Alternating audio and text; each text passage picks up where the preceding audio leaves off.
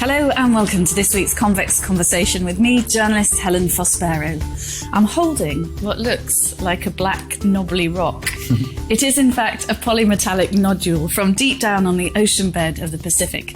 But what's remarkable is it contains the four metals, cobalt, nickel, copper and manganese needed to make batteries for electric cars. And as the market sees an exponential rise in electric vehicles, a more sustainable solution is urgently needed. Today's guest is the CEO and founder of the metals company, Australian entrepreneur and businessman Gerard Barron, who was granted the first license from the International Seabed Authority to investigate the nodules. And if the scientific research continues to go well, he plans to make 280 million car batteries over the next 30 years. Gerard, it's fantastic to be here holding this polymetallic nodule, which is absolutely fascinating to me. Tell us the story and how has all this come about?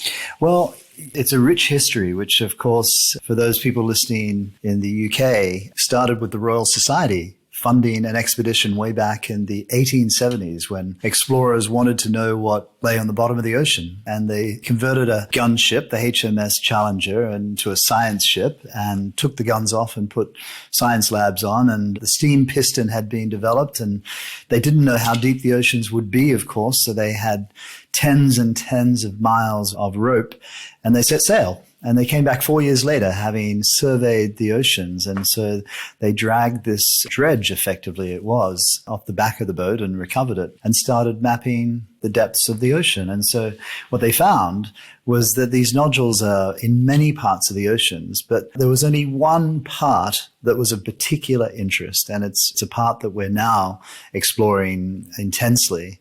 It's about 1,000 miles off the coast of Mexico. And it's the area of interest because these nodules precipitate the metals that are in the seawater or the sediment upon which they sit. So they grow a little bit like a pearl grows, if you like.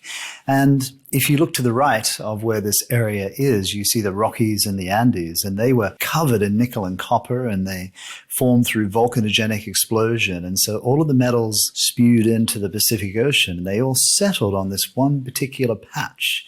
And this is why this is the part of the ocean that is of interest. And it's really tight and concentrated. There's only, the oceans are big, right? 360 million square kilometers in size. And talked about 280 million. Well, we have 150,000 square kilometers where we can collect these nodules and make 280 million electric vehicle batteries. So thankfully, Mother Nature put it all in one little pocket. So that's what we're up to. And are they just sitting, minding their own business on the seabed? They're not attached to the floor, are they? No, that's right. They're like golf balls on a driving range. And they're kind of waiting to be collected and turned into batteries is, the best I've concluded. And of course, if you get to understand how the mining industry on land works, it's a very invasive process, right? You've got to destroy carbon sinks, remove all the trees and the plants and the soil to eventually get to metal-bearing ore. Whereas here, you have to go through 4,000 meters of water, admittedly, but that's not too hard. And then they just sat there. And we get to collect them and, we don't have to dig or tunnel or blast to find them. And it means defining the resource is easy because we literally can take pictures of it. If this were on land, we'd be drilling thousands of holes trying to imagine what it looked like under the surface. But here we just literally look at it. You talked about the exploration all those years ago. When was it discovered that these nodules contain all the metals for car batteries, and how on earth did you discover that and get involved in this? Well, so when the HMS Challenger came back, and if you go to the Natural History Museum, if you're lucky enough to go in the back archives, or in fact down to the Royal Society in St. James, you can see everything they brought back. And so they soon realized that these nodules were the ones to be focused on, because even, way back, they wanted these metals, particularly copper, when they realized its important value, and nickel. And so they realized quite quickly. And then, of course, it was actually in the 1960s And it's a rich history, actually, which I rarely tell. But in the 1960s, they started to, say, look, we should think about exploring this area because we're going to need more metals. And so there was something else that really got it started, and it involved the CIA. You couldn't make this up. Wow, it's a great story. There was a Russian submarine that sank in the Pacific Ocean, and this was during the Cold War. But the Americans had listening devices in the Pacific Ocean, and the Russians didn't. So when this submarine disappeared, the Americans knew pretty well where it was, but they knew that they couldn't pop out and pick it up because the Russians were in the seas as well. And so they were kind of shadowing one another. And so what the Americans decided was that they would use these polymetallic nodules as the reason for being out there. And so they actually engaged Howard Hughes, and they built the boat, the Glomar Explorer, and they started to prepare to, in brackets, collect polymetallic nodules. And in fact, I have someone working on our project who actually worked on the project back in the 1970s. And I had this chat with him about, when did you realize that it was a CIA operation? He said, about 6 months before the end, because we were asked to design these big claws. So basically what they wanted to do was to go down and collect, the cylinder, because the Americans wanted to know what did the Russians have that they didn't have. And there's actually a movie on Netflix about it now, which I recommend to watch, because a lot of the documents have now been released, and ambassadors of the Russian ambassador sending news back to Moscow saying, I think it's just polymetallic nodules, whereas other communications were, no, they found it. We should be on them. We should definitely stay. But in the end, they disappeared, and the Americans went and collected this submarine. But that was enough because of the hundreds of millions of dollars that the CIA poured into it, it got the industry started. And soon after, Lockheed Martin were involved, Shell, BP, Mitsubishi, Sumitomo, all these big industrial names started to build systems so they could collect nodules, and Rio Tinto built a onshore processing plant. And so this was back in the mid-70s. And so it was all heading down a path towards commercialization. But then they realized, well, who should we ask if we're allowed to do this? And it beggars belief because, they spent so much money, but they didn't actually have the right to do it. And so Henry Kissinger wrote a letter to all of the ambassadors of the United Nations and said, hey, we'd like to claim this part of the Pacific Ocean so we can collect these nodules. And, you can imagine all the ambassadors at the UN sat around saying, did you get that letter from Kissinger? It's like, yeah, I did. And they said, no, you can't do that. And so everyone had to stop and go home and do something else. And then finally, fast forward to 1982, when UNCLOS was agreed. It stands for United Nations Convention of the Law of the Sea. And what UNCLOS declared was, as a sovereign, you own everything within 12 miles of your coast.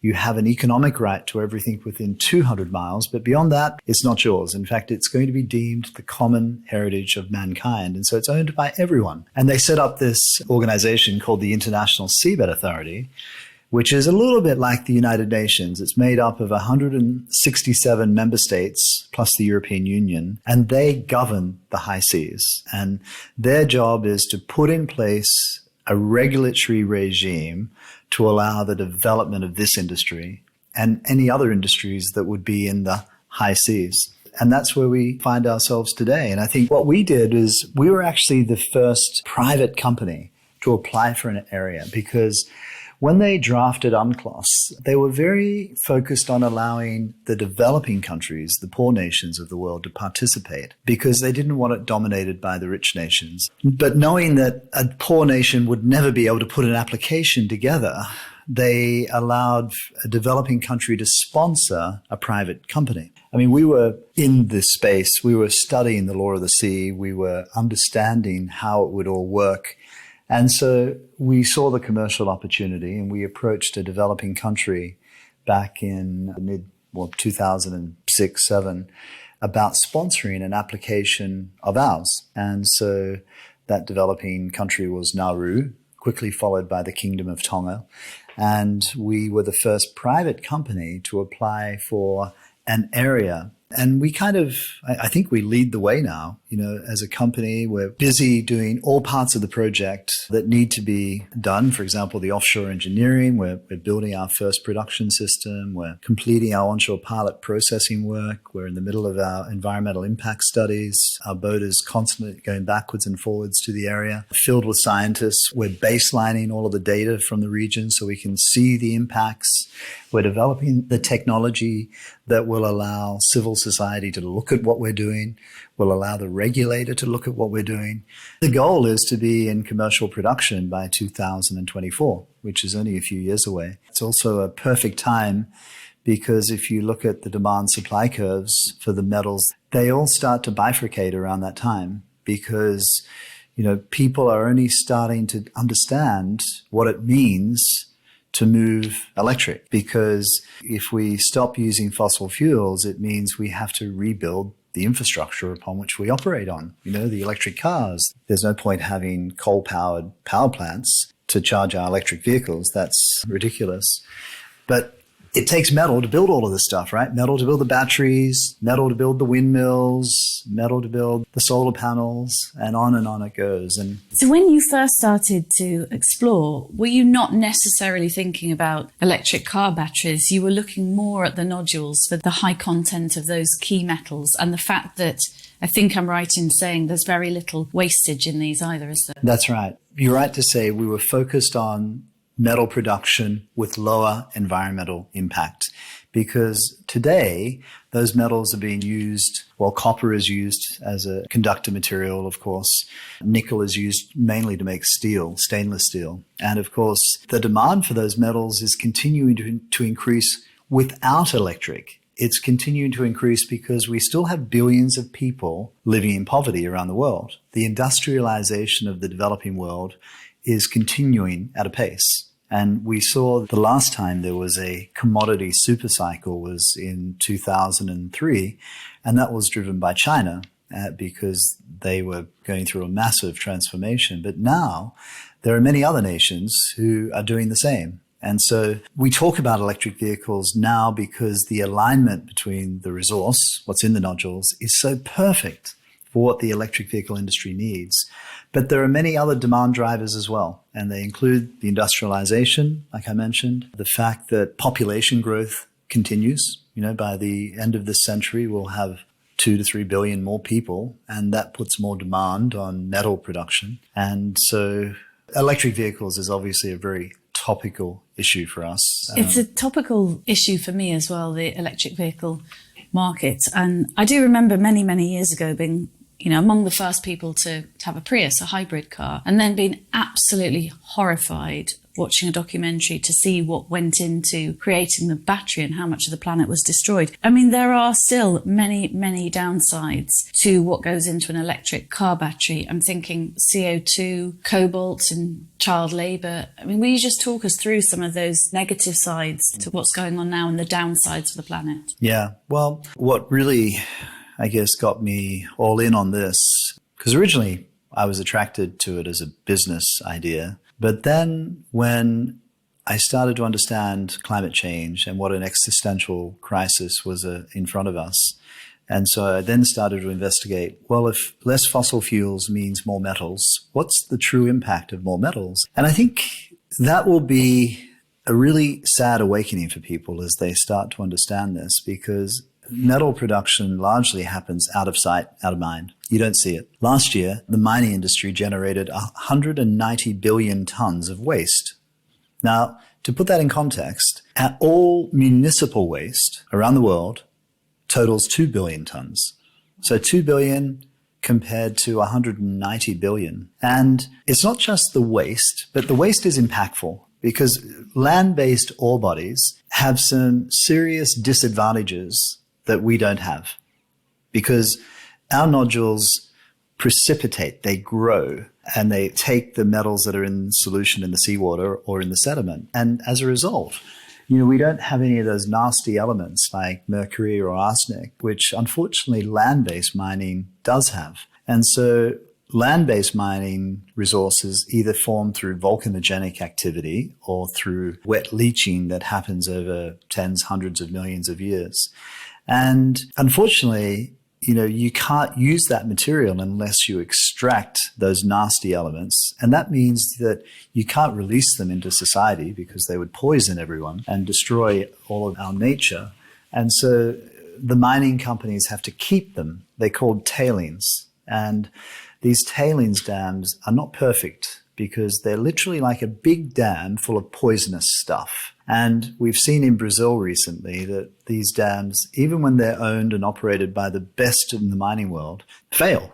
We saw in Brazil where dozens of villages were wiped out and hundreds of lives were lost and ecosystems poisoned. And so that's one thing, that waste and the nasty tailings generated from land-based mining. But then you've also got to look at where the metals are coming from. And I always say, if we had our time again and we took a planetary perspective, we'd carry out extractive industries in parts of the planet where there is the least life.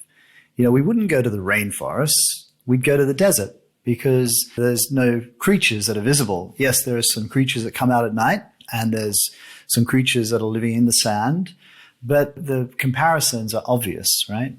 And that's what we're operating in. We're operating the biggest desert on the ocean floor. But unfortunately, the mining industry has been forced to go to more remote places. And these places often involve, particularly for car batteries, our rainforests, either in the Congo or in Indonesia. Now, the thing about rainforests is that they're very, very biodiverse ecosystems, but from a climate perspective, they're also our carbon sinks, because that's where they sequester enormous volumes of carbon. And as we want to get access to the metals that lie beneath these forests, we've got to cut down the trees, we've got to remove all the plants, we've got to dig up all the soil.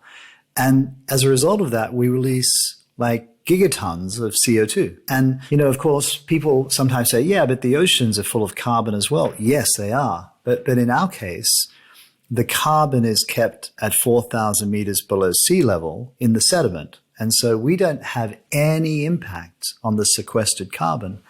And so increased metal production on land, which is the way it would be heading if we were not getting this industry moving, has some really, really horrible consequences. And they involve destroying these carbon sinks, having a massive impact on all of the fauna and biodiversity, generating lots of tailings, moving communities out of the way so they can obviously mine. And of course, often in these remote places, it's a double whammy because they're having to build power, and often it's coal-fired power, to be able to operate these mines. And because they're so far out of sight, and often in developing countries, the regulations are not very good. And so it means rules get bent. And if I think about some parts of Asia, the tailings that I referred to that are so toxic, because of where some Asian countries sit on the tectonic plates, they can't build tailings dams. So what they do is they dump the tailings in the deep ocean. So they literally pipe the tailings like 1,500 meters below sea level because it's stationary there. So it's a horrible situation. And I'm sorry for your listeners because it will be upsetting. And a lot of people don't want to be confronted with it. It's like if you see a starving child on TV, a lot of people turn away because it's like, it's really uncomfortable to look at that. But unfortunately, we have to face up to this stuff, because we have to take responsibility for the planet, if not for our sake, for our future generations' sake, because the planet will be fine.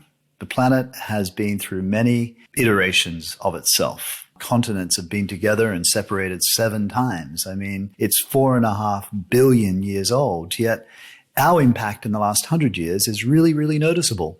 We have to address the obvious signs. With all of these things, Gerard, there are always critics. Where would, for example, David Attenborough stand on hoovering up nodules from the seabed? Presumably there's some kind of life deep, deep, deep below there. And what about Greenpeace too? Because I know you've had the Greenpeace Warrior boat in the ocean where all your research is going. Can you give us a sense of what the critical voices might say? Yes. Let me start with Greenpeace. Greenpeace have an argument that I read it in the paper today. Recycling is the answer. And so Greenpeace won't engage with us on science. So they won't come on your boat and see what you're doing and well, talk they came to your and visited scientists. our boat, but we have sent them many invitations to sit with our science team and understand what it is we're doing. But they have a simple line. It's called protect the oceans. It's an easy thing to get behind, right? I want to protect the oceans. I consider myself an environmentalist. But the biggest risk to the oceans is climate change and global warming. And so you would have to be a little bit daft if you thought that protecting the oceans didn't involve reducing CO2 emissions. But the Greenpeace solution to that is to say, well, if we recycle more and consume less, then we can solve this problem another way. And let's hope that we come up with a new technology that doesn't require these metals. But that's a roll of the dice. That is a roll of the dice that has no supporting evidence that there's any likelihood of it being an outcome. And on the recycling front, as an organization, we are absolutely committed to being out of this industry in 50 years.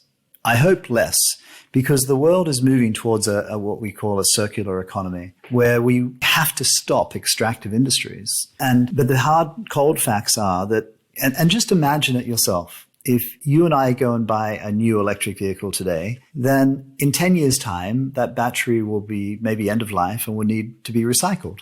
And it will be recycled. 100% of the metals in that battery are recyclable. But the question is, where do all the battery materials come from between now and then? And, it's not just cars we're talking about. We're talking about heavy transportation and ships and trains and aircraft and power plants and home storage and so on. And so we're going to need to produce billions of tons of these metals if we really want to move away from a warming planet.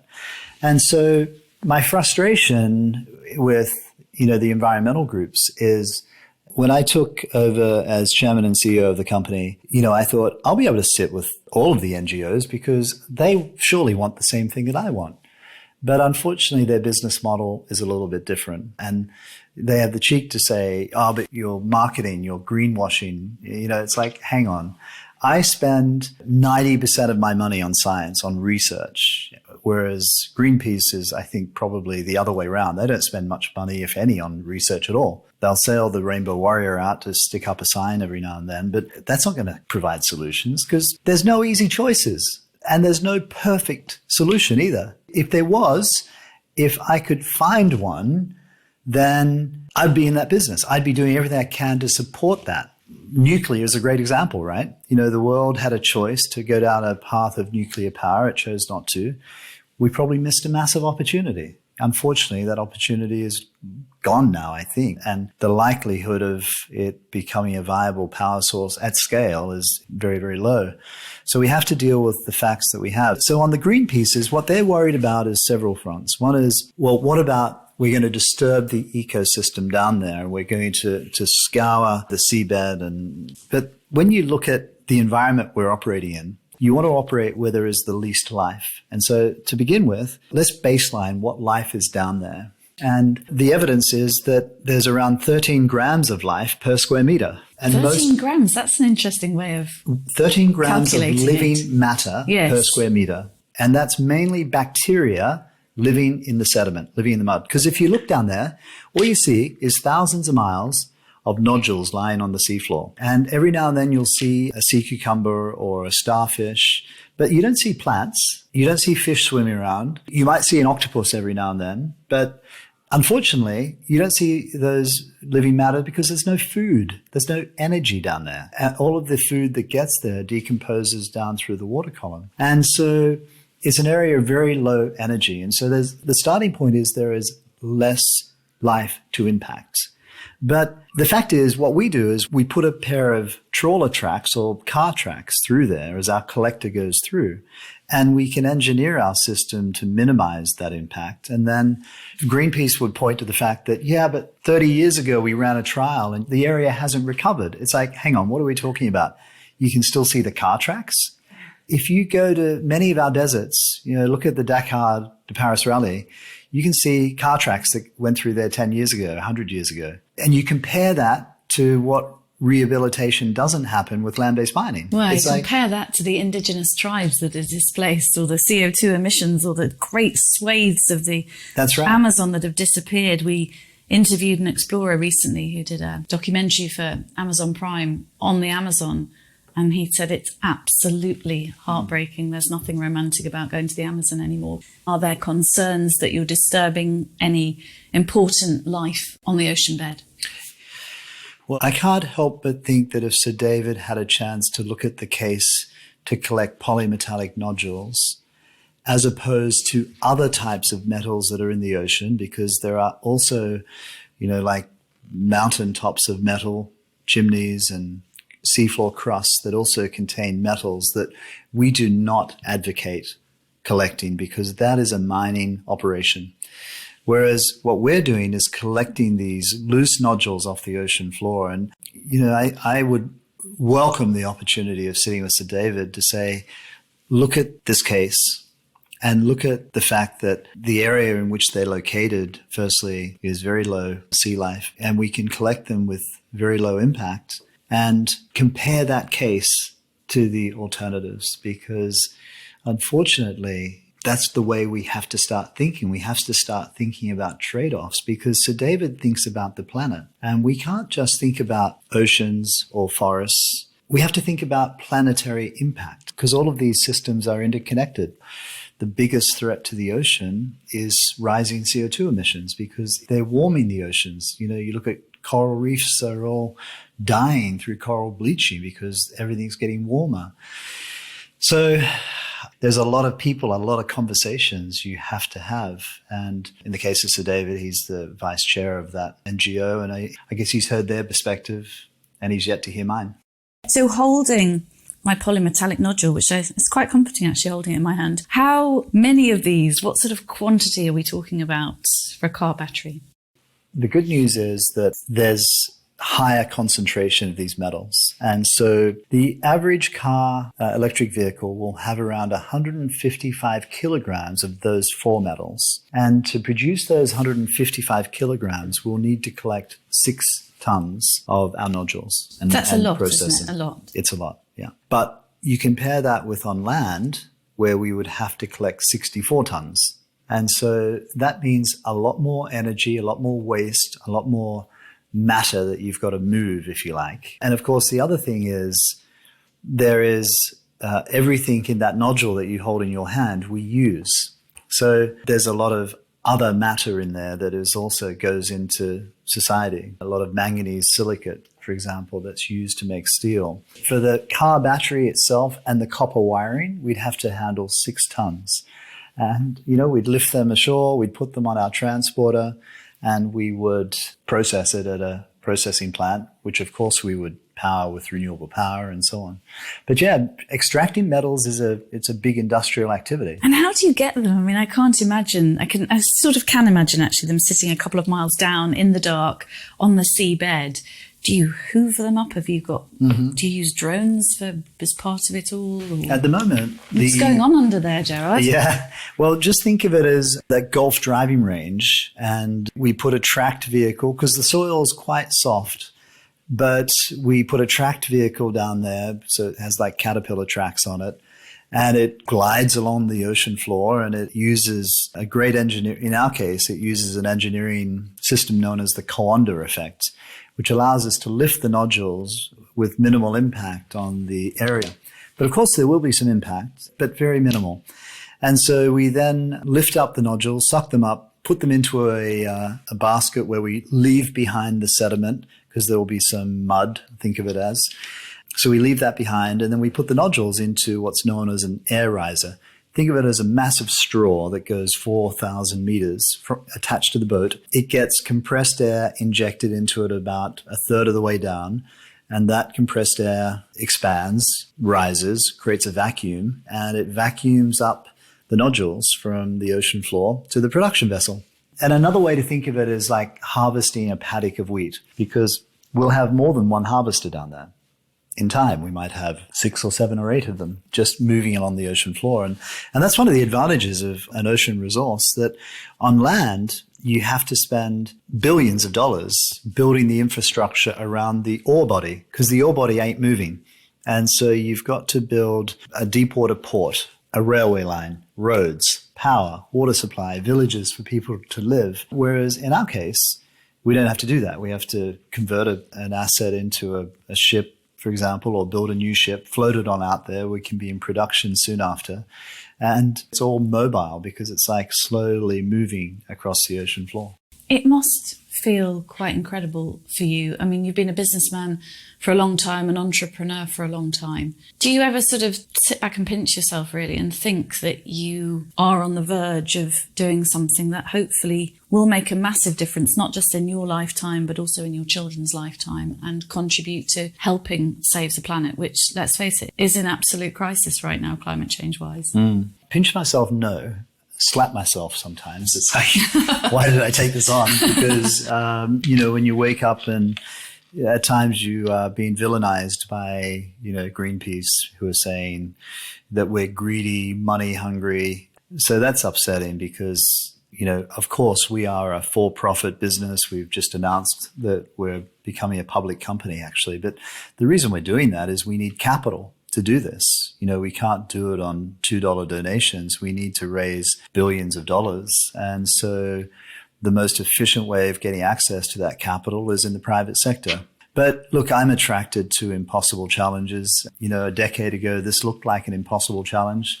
Today, it's looking very likely. And so it's exciting to be doing something that's never been done before. Often when we do these podcast interviews, we start with a bit about the person and where they came from. And actually, it's been gripping to hear all about this. But I would like to end maybe on just hearing a bit about you and where you came from. Because you grew up in a quite remote dairy farm in Australia, didn't you? Yeah, no, I grew up on a dairy farm. I was the youngest of 5. And I went to my local university, had 4 jobs in my first year. But I realized that there was no room for a 5th job, so I better rethink this whole money-making business. And so I started my first company at university.